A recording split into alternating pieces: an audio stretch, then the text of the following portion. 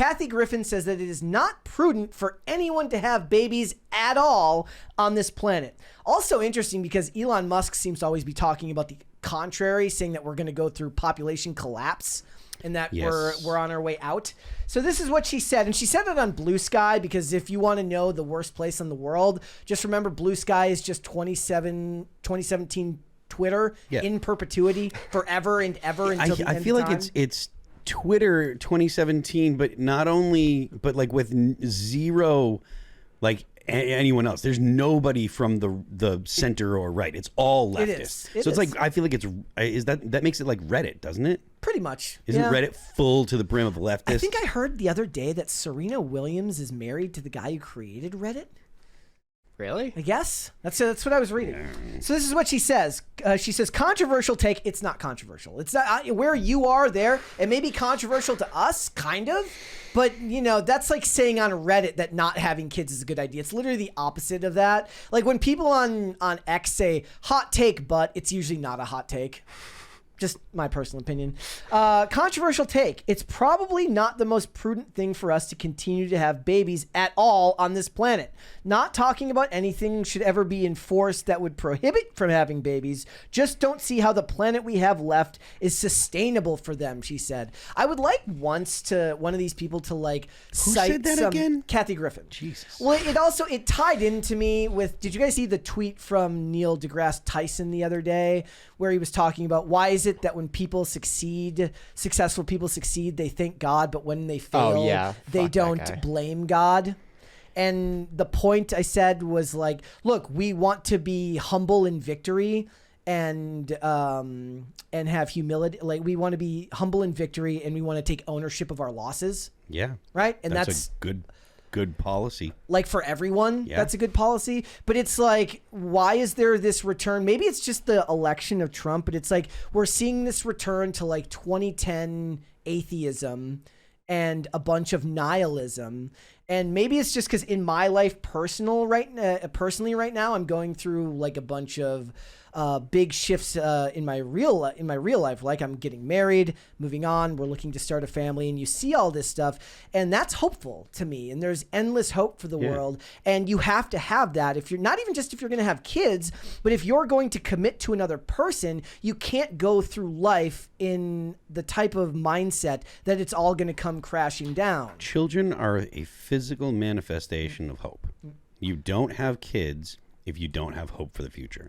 How do you break people out of that spell then? Because that seems to still take a large hold of a lot of people these days. I don't know, but avoiding pop culture stuff is probably a good way. Well, honestly, because if you're not exposed to that kind of stuff, if you spend your time around people that don't have that outlook, and you're not reading the stuff that they write, etc., like you're not gonna feel like the world is hopeless. You're gonna, because honestly, the things that are put out into the world by a lot of urban Westerners nowadays are ridiculous, and it's self-centered, and it's based on their own feelings, and they're all depressed because they don't have connection with their family or with their community, and like it's all this atomized life that a lot of people live, and they only communicate with people through the internet and stuff.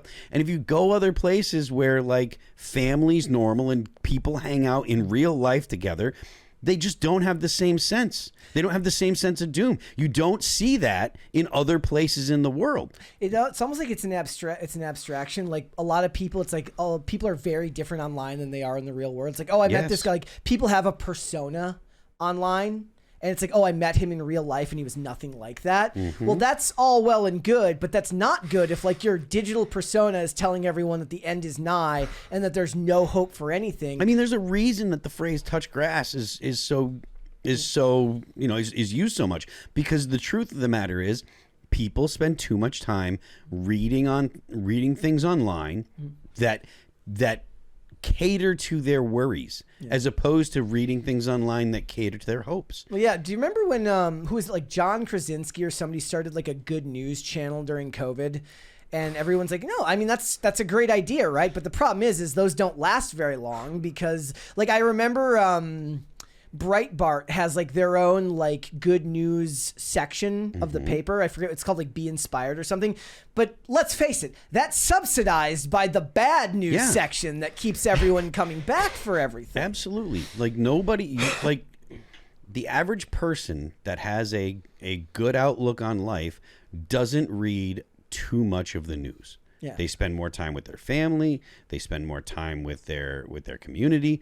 That is the way that it should be, because people are not designed, like psychologically, we have not evolved to experience all the negative stuff that is going on around the world constantly. It's that's whenever we had that one episode of IRL when you were filling in and like I was in second chair, and I was talking about like we were like, are people more conspiratorial now? I'm like, yes. And is there more bad news?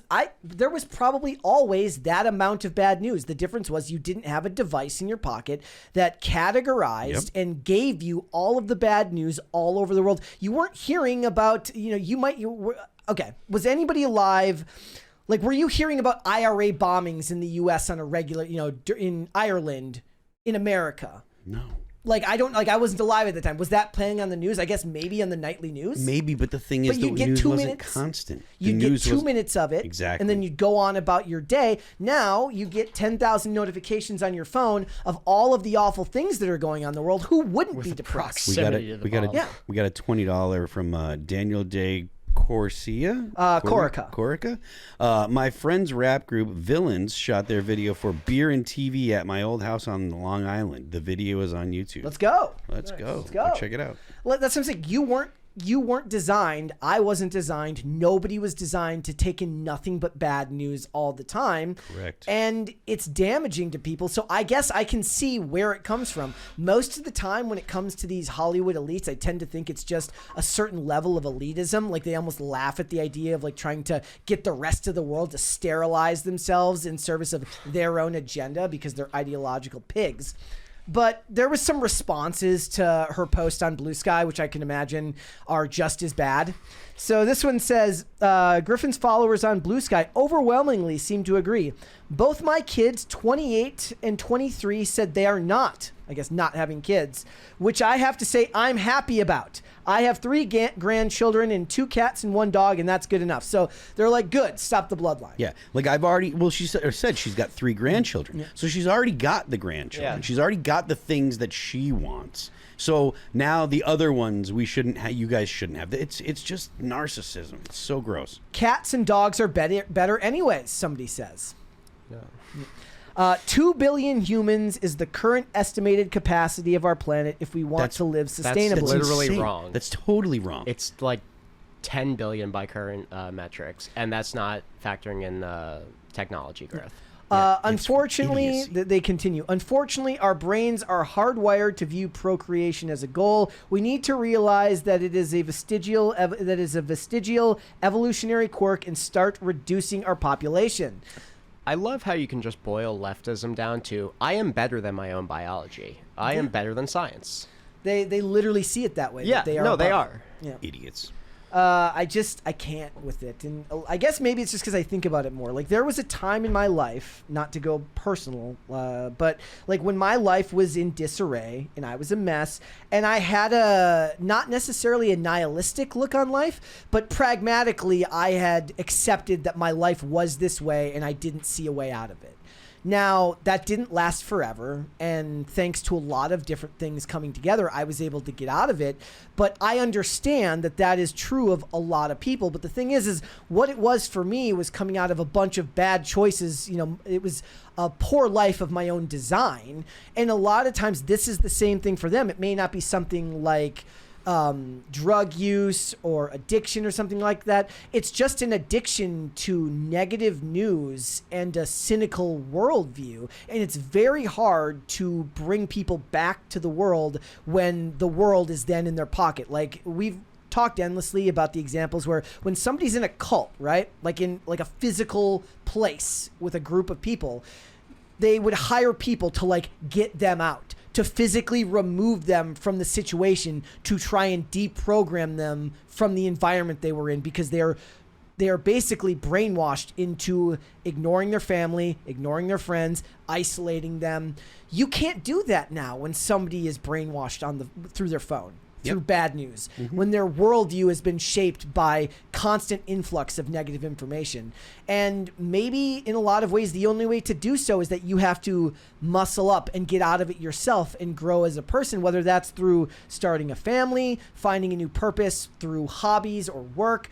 But how do you expect people to be able to do that when so much of it seems to be connected to celebrities and influencers and news outlets and politicians who want to sing to you doom and gloom all of the time? I just, I have more faith now because I feel like if I can get out of it and move on, then a lot of other people can. Yep. But that's on my good days, right? It doesn't mean I still don't have those bad days where cynically I'm like, how do you expect anyone to change? Yeah. Yeah, I mean, I mean, especially seeing as like you have to want to change in the first place. Like that's a big part of the problem is like people feel like they can't change, or they feel like, well, there's no hope, so I don't want to put the effort in. And for any change, you have to actually want to change. Yeah. You know? Thanks for watching. Listen to full episodes of Pop Culture Crisis on Spotify. Keep up with us on social media and make sure you subscribe and ring that bell so you never miss the show. Bye, guys.